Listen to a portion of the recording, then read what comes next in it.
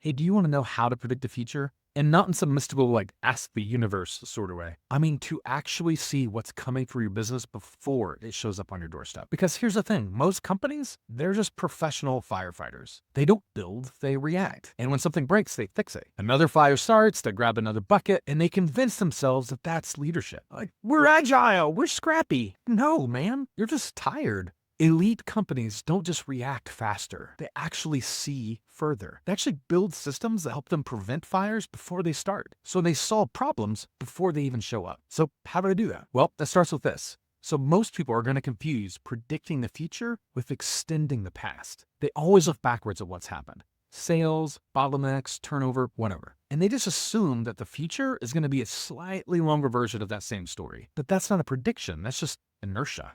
Let me give you an example. A few years ago, I started learning how to garden. Honestly, I sucked at it. I do not have a green thumb. I couldn't keep anything alive. There's bad soil, there's bad drainage, there's just bad timing. Like it was bad. Total flop. So the next year, I decided to get a little bit more intentional. I worked on the soil, I added some irrigation, I researched what grows well in my climate, and I started to plan for the harvest I wanted, not just what accidentally happened the year before. Now, imagine if after all that work, someone said to me, "Hey Ryan, you really don't need the plan for a harvest because you've never really needed that many tomato buckets before." They'd 100% be right, but they'd also be completely wrong because the conditions changed.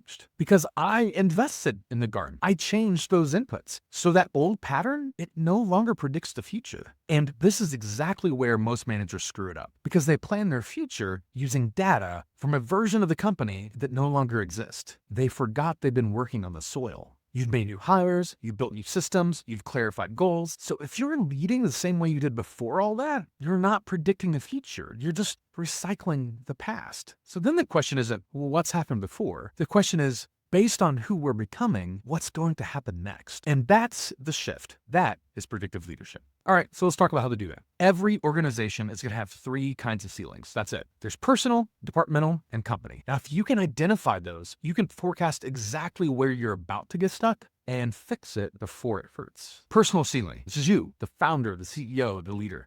And it's probably when the habits that got you here start to hold you back. Because look, you've built the business by grinding. The hustle, the long hours, the controlling every output. That's what worked in the past. But now it's also the same thing that's keeping you small. Because those decisions bottleneck at your desk. You are the approval process. You are the feedback loop. You are the system. And that doesn't scale. So breaking your personal ceiling means learning how to lead differently. Delegate with clarity, trust with intention, build systems that make you replaceable. Because if everything still depends on you, your business can't grow past you. 2, the department ceiling. All right, so now even if you do grow as a leader, that bottleneck lives inside your teams. So like maybe your marketing team is crushing it and leads are everywhere, but your sales process can't convert fast enough. Or maybe your ops team is airtight, but finance can't fund the next phase. When one department evolves faster than another, that friction can build up, like pressure in a pipe. And the thing is, you don't always feel that right away. It's just one day that pipe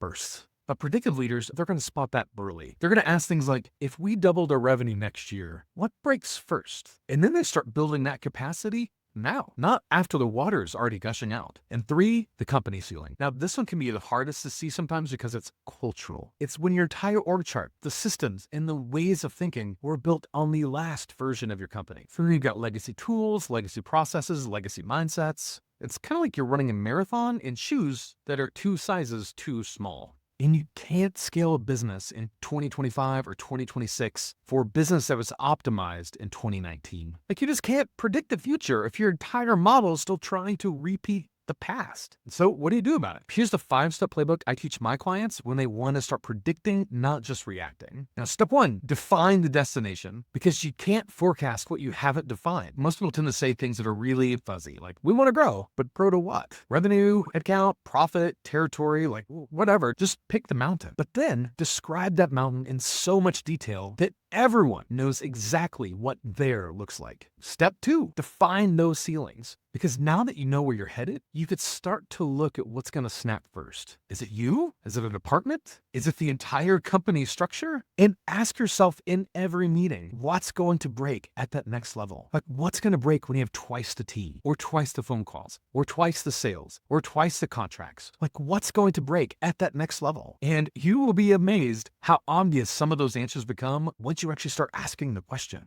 Step 3, solve it before it hurts. There is zero reason to wait for your house to catch fire before you decide to buy insurance. If your ops says that they're going to be short-staffed at 20% growth, fix it now. And if the tech that you're running the business on starts to hit limits next year, start figuring out your migration plan today, because you don't want to buy the snow tires after the storm hits. 4, resource for growth. This sounds obvious, but a plan without resources is just a fantasy. If you assign someone a target, make sure they have the people, make sure they have the training, make sure they have the budget they're going to need 6 months from now, not just today. Otherwise, you're just setting them and everyone else up to fail. 5, now you're going to review it and recalibrate. Every 90 days, zoom out and ask your entire leadership team, are we still skating towards the puck? Or are we kind of chasing it? Are we designing for who we're becoming or reacting to who we were? That one question can change everything. Because look, here's the thing. Companies at scale, they don't just move faster, they actually think further. And they definitely don't confuse predicting the future with just extending the past. They see where they're headed, they built the structure to support it, and then they grow into the business that they've been designing all along. That is how you predict the future, and that's how you build something that lasts.